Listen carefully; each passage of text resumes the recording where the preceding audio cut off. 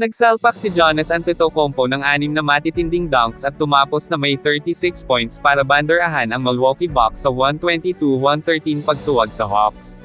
Humakat din si Antetokounmpo ng 16 rebounds at 8 assists habang may 21 markers si Chris Middleton para tapusin ng Milwaukee ang kanilang 2-game losing streak.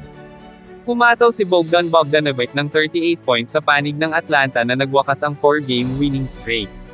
Nagdagdag si DeJounte Murray ng 20 points, 12 assists at 8 rebounds para sa Hawks na nakalapit sa 89-94 agwat sa 4th period bago nagsalpak sina Middleton at Brook Lopez ng magkasunod na triples na muling naglayo sa Bucks. Sa New Orleans, kumamade si Jason Tatum ng 23 points at nakabangon ang Boston Celtics mula sa magkasunod na kabiguan sa 104-92 paggupo sa Pelicans. Sa Orlando, tumipis si Wendell Carter Jr. ng 15 points at 13 rebounds at may tig-15 markers sina Jalen Suggs at Cole Anthony sa 118-88 panalo ng Magic sa Memphis Grizzlies.